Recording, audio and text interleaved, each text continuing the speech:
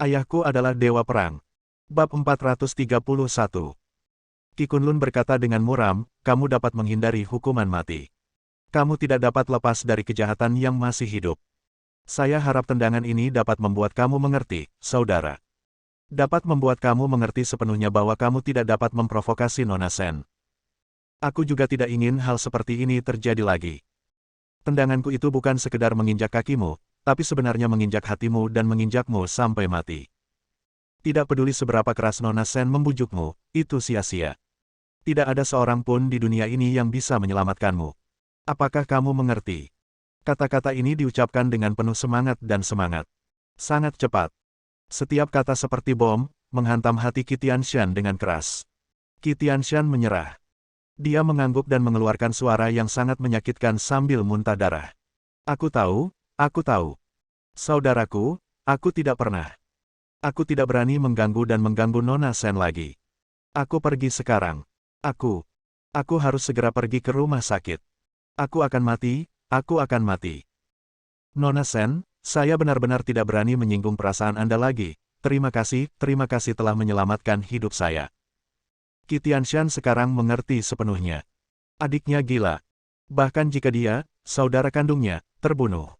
Singkirkan itu. Entah kenapa, mereka tidak mau menyinggung perasaan Nona Sen. Jadi, di depan semua orang, dengan tatapan ketakutan dan mengejek semua orang, Qi Tianshan dibantu oleh beberapa penjaga keamanan dan dengan cepat masuk ke ambulans. Tik-tok, berlari menuju rumah sakit. Adegan itu hening. Semua orang menatap, bingung dengan apa yang sedang terjadi. Menurut akal sehat, bukankah seharusnya Qi Kunlun yang membantu saudaranya? Mengapa kamu memukulinya sampai setengah mati? Menginjak-injak salah satu kakinya hingga berkeping-keping. Sulit juga bagi Qi Tianshan, yang terus-menerus mengatakan bahwa dia adalah dewa perang, tetapi pada akhirnya dia dipukuli seperti ini oleh saudaranya sendiri, dewa perang. Diperkirakan hidupnya sudah serba suram, hanya menyisakan bayangan. Sen Feixue masih tidak percaya. Dia memandang Qi Kunlun dan bertanya dengan hati-hati, Dewa Perang Qi, mengapa kamu melakukan ini? Itu saudaramu, kamu memukulinya seperti itu. Kata-kata Qi Kunlun penuh ritme dan ritme. Bahkan saudara laki-lakiku tidak bisa melakukan kesalahan apapun berdasarkan reputasiku. Lihatlah sekeliling, semua orang sangat mengagumiku dan berpikir bahwa aku adalah orang yang melindungi keluarga dan negara, tapi apa yang akan terjadi pada reputasiku setelah dikacaukan oleh kakakku? Semua orang akan mengatakannya. Jangan lihat Qi Kunlun adalah dewa perang. Dia adalah pembawa pesan keadilan. Dia hanya mendorong saudaranya untuk melakukan hal-hal sembarangan. Jadi di mana aku harus meletakkan wajahku? Bukankah begitu Nona Sen? Semua orang mengatakannya, kan? Setelah tertegun sejenak, semua orang bertepuk tangan meriah. Tepuk tangan hampir merobohkan langit-langit. Semua orang memuji Qi Kunlun. Dia memang layak menjadi dewa perang junior dan pilar negara. Senjata negara. Sungguh suatu berkah bagi masyarakat untuk melenyapkan kerabatnya dengan cara yang begitu saleh. Faktanya, banyak wanita cantik yang melirik Qi Kunlun. Dewa perang ini sangat lucu. Sen Feixue, ini. Saya terdiam. Meskipun intuisinya mengatakan kepadanya bahwa segala sesuatunya tidak sesederhana itu, membunuh kerabat demi keadilan. Tidak peduli betapa benarnya menghancurkan kerabat. Bukannya dia memukulku seperti ini, kan? Terlebih lagi, menurut maksud yang dikatakan Qi Kunlun di awal, itu agak tidak tepat. Namun, Sen Feixue ingin menanyakan sesuatu, tetapi dia tidak tahu bagaimana menanyakannya. Dia hanya bertanya tentang hal kedua. Kalau begitu, Dewa Perang Qi, mengapa kamu ingin menyerahkan begitu banyak urusan di tanganku? Qi Kunlun merentangkan tangannya dengan ekspresi polos di wajahnya. Ini untuk memberi kompensasi kepada Nona Sen. Lagi pula, saudara laki-laki saya sangat menyinggung perasaan Anda dan menamparkan Anda di depan banyak orang.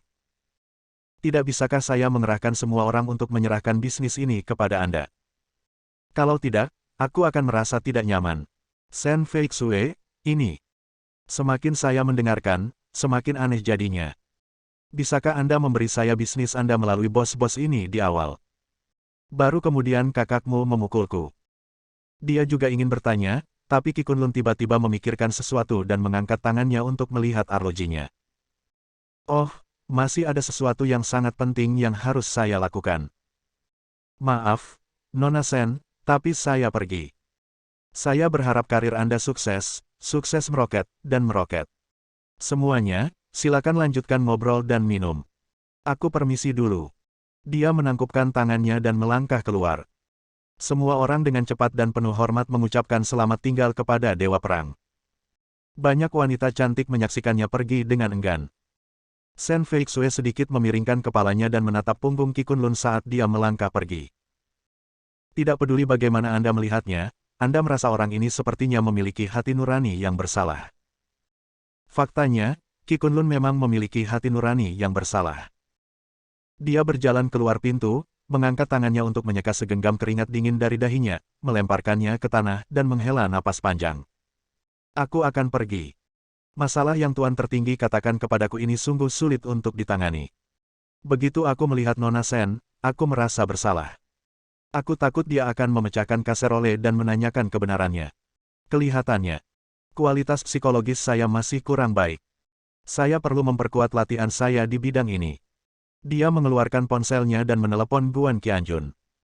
Dia tidak berani menyembunyikan apapun, dan dengan ketakutan menceritakan semua yang baru saja terjadi. Kemudian dia berkata dengan getir, "Yang mulia, saudara laki-laki saya benar-benar pantas mati." Dia sebenarnya benar-benar menamparkan Nona Sen. Mulutnya berlumuran darah, jadi saya juga berencana untuk membunuhnya saat itu juga, tetapi Nona Sen menghentikan saya.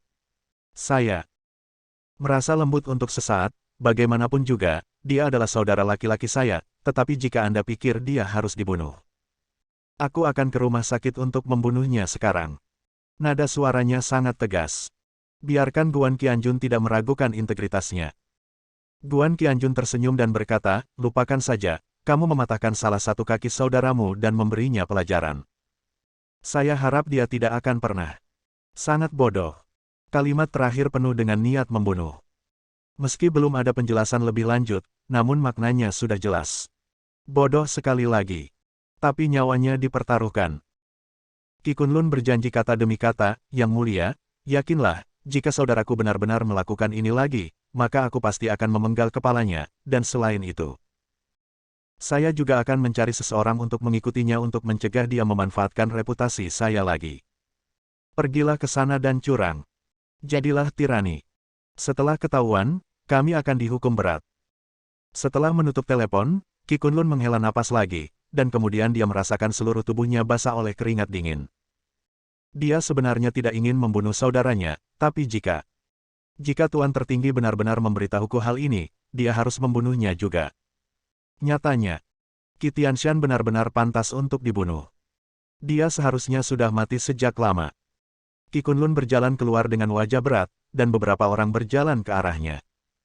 Pemimpinnya juga berkata sambil tersenyum, "Yoshi. Yoshi.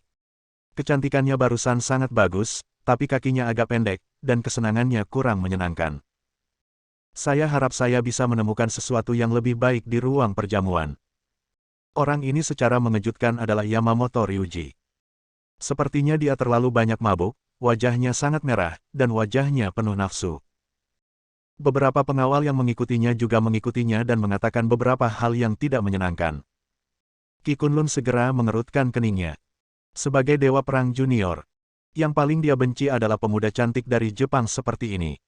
Melihatnya saja membuatku ingin memukulnya. Qi Kunlun mencibir di wajahnya, menolak pikiran kekerasan dan berpura-pura tidak melihat orang-orang yang datang. Baru saja lewat. Tiba-tiba, suara Yamamoto Ryuji yang agak terkejut terdengar dari belakang. Bab 432. "Hei, bukankah kamu Qi Kunlun, adik dari Tuan Tianshan? Dewa Perang Junior baru dari Kerajaan Naga. Aku tidak menyangka kamu akan datang ke sini dan pergi dengan tergesa-gesa, yang membuatku sangat kecewa. Bisakah kamu minum bersamaku? Dewa Perang Qi yang terkasih." Kemudian, Yamamoto Ryuji kembali ke Qi Kunlun, menghentikannya, dan membungkuk sedikit padanya.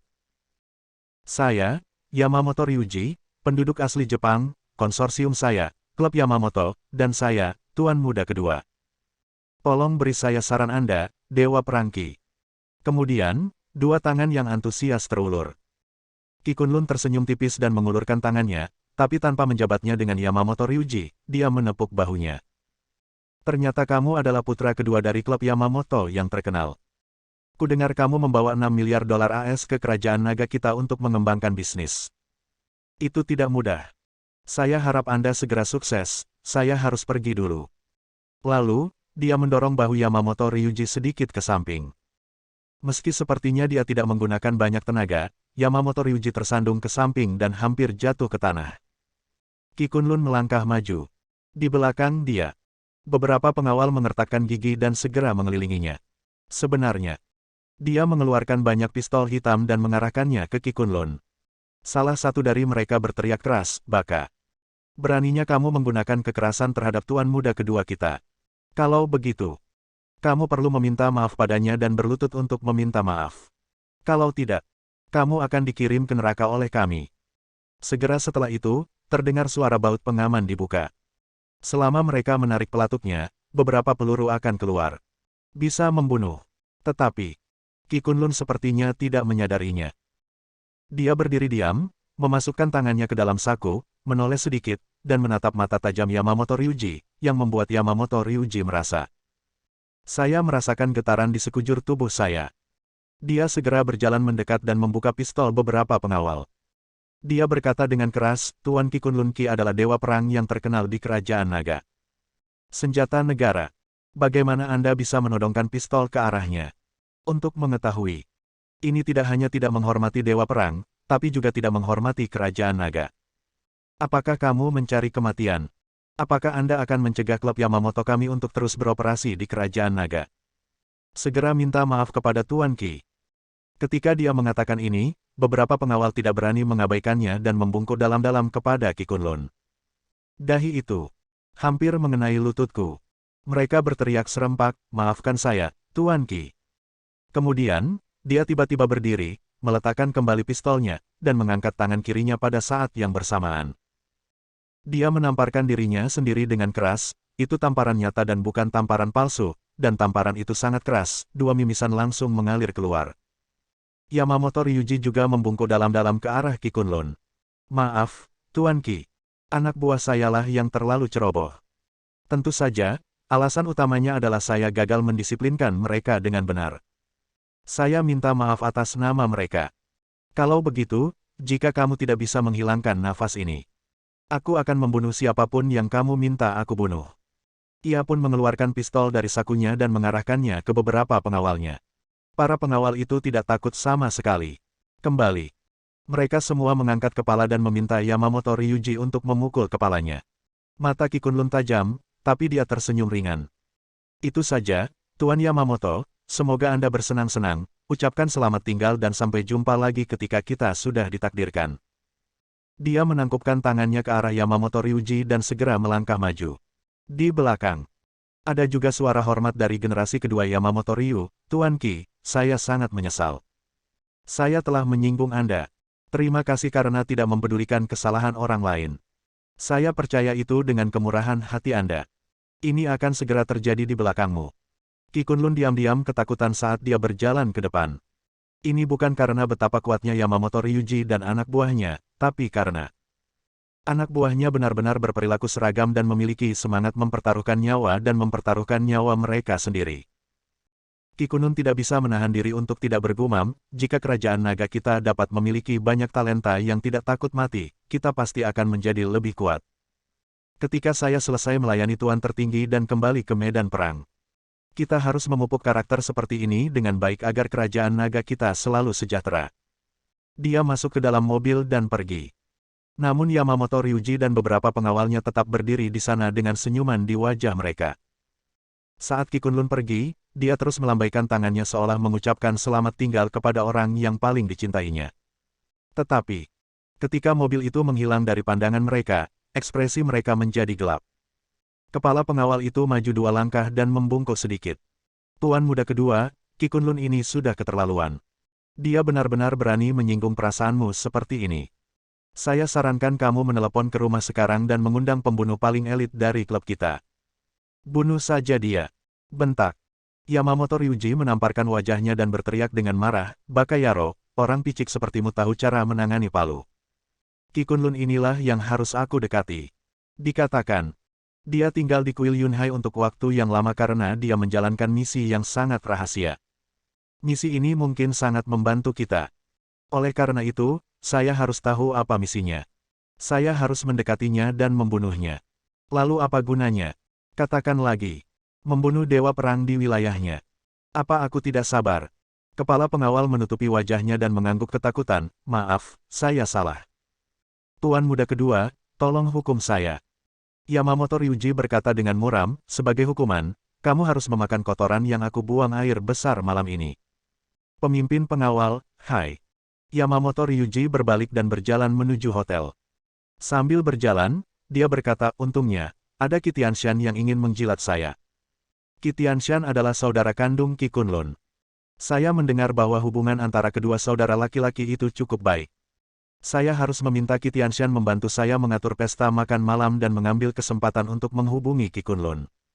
Mungkin, kamu bisa menemukan kelemahannya. Setiap orang memiliki kelemahan, tidak terkecuali dewa perang. Jika kita mulai dari kelemahan ini, kita mungkin bisa mendapatkan keinginan kita dan menyelesaikan misi. Di belakang, beberapa pengawal mengikutinya dengan tenang sambil membungkuk berulang kali. Tuan muda kedua benar. Tuan muda kedua benar.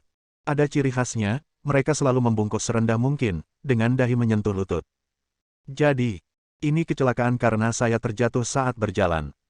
Terjadi sesuatu yang mengecewakan Yamamoto Ryuji. Dia kembali ke perjamuan dan mencari di sekitar tempat yang luas, tetapi tidak menemukan Qi Tianshan. Dia merasa ada sesuatu yang salah dengan hal ini. Seseorang seperti Qi Tianshan, yang telah menajamkan kepalanya dan menggali kemana-mana, tidak akan pergi secepat ini. Sebagai upaya terakhir, dia hanya dapat menemukan seseorang untuk ditanyakan. Lalu masalahnya muncul lagi. Baru saja, Qi Kunlun benar-benar memukuli saudaranya sampai setengah mati dan mematahkan salah satu kakinya demi seorang wanita. Masalah ini sangat sensitif. Tidak ada yang berani mengatakan. Bersambung.